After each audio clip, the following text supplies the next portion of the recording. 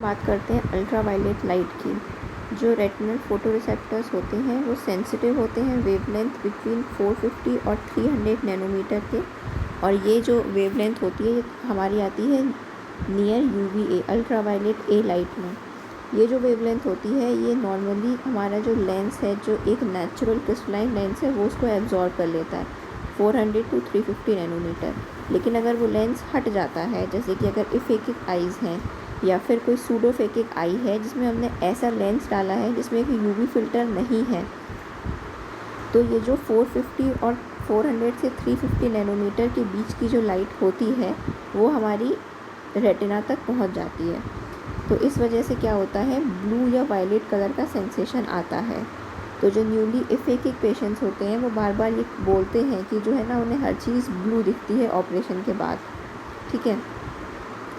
अब एक great concern वाली बात ये है कि जो वेवलेंथ होती है between 350 nanometer in the UV and 441 nanometer in the visible spectrum, these are potentially dangerous for causing retinal damage under normal environmental conditions।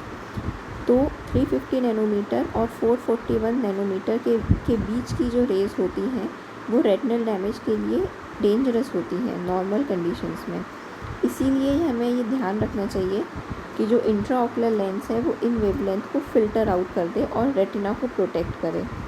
Intraocular lens implant जो हैं वो आजकल उनमें एक ऐसा सब्सटेंस हम लोग इनकॉर्पोरेट कर देते हैं कि वो UVA रेज़ को एब्जॉर्ब कर लें। ठीक है।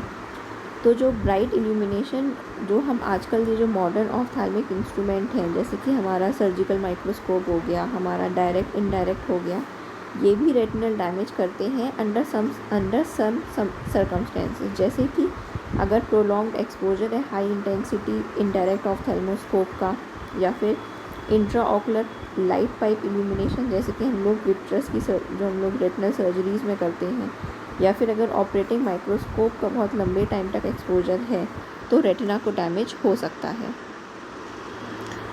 कुछ इंस्ट्रूमेंट में येलो फिल्टर्स होते हैं ताकि जो वेवलेंथ है उसका कम एक्सपोजर होता हो, जैसे कि कोई हमारा लाइट पाइप हो गया या ऑपरेटिंग माइक्रोस्कोप हो गया, उसमें येलो फिल्टर्स होते हैं। अब हम बात करते हैं फ्लोरेसेंस की। फ्लोरेसेंस की डेफिनेशन क्या है? It is the property of a molecule to spontaneously emit light of a longer wavelength when stimulated by light of a shorter wavelength. जब एक शॉर्टर वेवलेंथ की लाइट से आप किसी को मॉलिक्यूल को एक्सपोज करते हो तो क्या होता है कि वो एक लॉन्गर वेवलेंथ की लाइट को एमिट करता है। ठीक है। फॉर एग्जांपल, ये जो हमारा फ्लोरेसीन ग्रीन डाई है, सोडियम फ्लोरेसीन, जब आप इसमें ब्लू लाइट डालते हैं जो कि 465 टू 490 नैनोमीटर्स की होती है, तो ये येलो ग्रीन लाइट को एमिट करता है। ठीक है। शॉर्टर वेवलेंथ की लाइट डाली, लॉन्गर वेवलेंथ की लाइट उसने एमिट कर दी। जैसे कि इसमें देखिए, ये वाली शॉर्टर वेवलेंथ की लाइट को उसने एब्जॉर्ब किया और ये वाला जो स्पेक्ट्रम है वो एमिट करता है। ये फ्लोरेसीन का एब्जॉर्प्शन स्पेक्ट्रम है। ठीक है, जो कि 450 से 600 के बीच में है।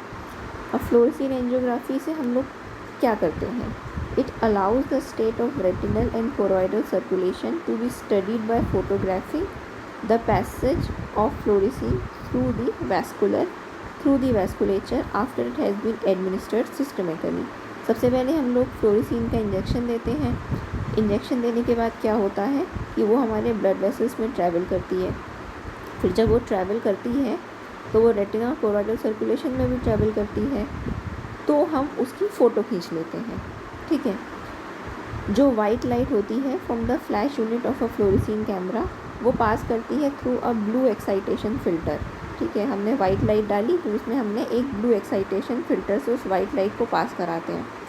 तो जो लाइट उस फ्लैश यूनिट से निकल के आती है वो ब्लू होती है और वो पूरे फंडस को इल्यूमिनेट कर देती है। ठीक है। तो जो वेवलेंथ ट्रांसमिट होती है बाय द एक्साइटेशन फ़िल्टर, ये अप्रॉक्सीमेट होती हैं to the absorption spectrum of fluorescein. मतलब कि फ्लोरेसीन जिस भी लाइट को एब्जॉर्ब कर रहा होता है वही वेवलेंथ हम लोगों की ट्रांसमिट होती है। मोस्ट ऑफ द लाइट वो एब्जॉर्ब हो जाती है, कुछ जो होती है वो अनचेंज वो रिफ्लेक्ट हो जाती है, और जो कुछ होती है वो चेंज हो जाती है to yellow green light by fluorescence. ठीक है, मैक्सिमम लाइट एब्जॉर्ब हो गई कुछ हमारी अनचेंज रिफ्लेक्ट हो गई और कुछ जो होती है वो येलो ग्रीन लाइट की तरह फ्लोरेसेंस करती है। तो जो ब्लू रिफ्लेक्टेड और ये जो येलो ग्रीन फ्लोरेसेंट लाइट है जो कि आँख which leaving the eye they are separated by a yellow green barrier filter. ठीक है, अब जैसे जो लाइट हमारी आँख से आ रही है उसमें हमारी ब्लू रिफ्लेक्टेड लाइट भी होती है जो हमने पहले डाली थी, और येलो ग्रीन फ्लोरेसेंट लाइट भी होती है जो हमारे सोडियम फ्लोरेसीन से निकली। तो इसको हम लोग सेपरेट करते हैं एक येलो ग्रीन बैरियर फ़िल्टर से, जो कि हमारे कैमरा में लगा होता है। ठीक है, ये ब्लॉक करता है ब्लू लाइट को और एक्सपोज करता है camera film only to the yellow green light from the fluorescein. तो इस वजह से हम लोग अच्छे से वैस्कुलर स्ट्रक्चर्स को डिलीनिएट करते हैं, और अगर डाई का लीकेज होता है तो हम उसको डिटेक्ट कर लेते हैं।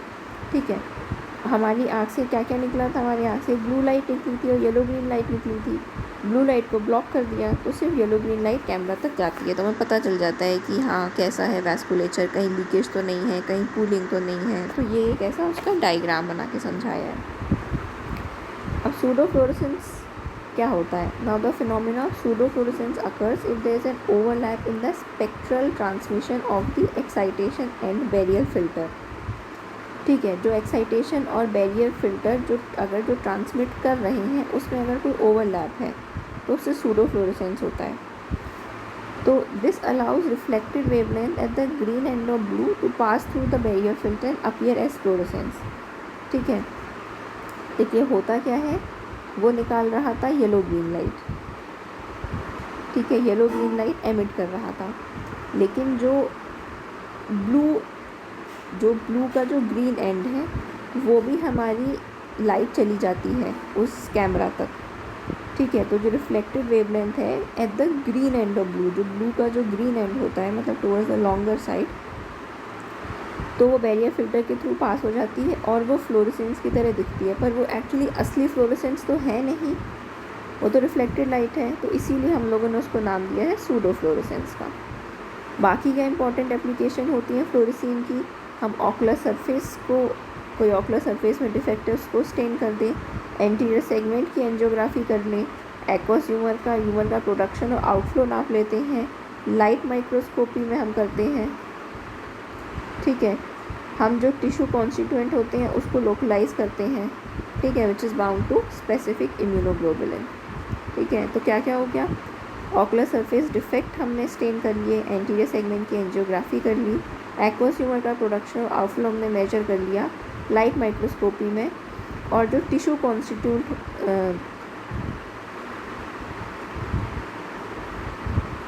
जो फ्लोरेसीन होता है वो एक स्पेसिफिक इम्यूनोग्लोबुलिन से बाइंड कर गया। जब वो बाइंड कर जाता है तो वो इम्यूनोग्लोबुलिन किस टिश्यू में है उसका कॉन्स्टिट्यूएंट हम लोग देख लेते हैं। ठीक है, अगले वीडियो में हम इंडोसाइनिन ग्रीन के बारे में पढ़ेंगे।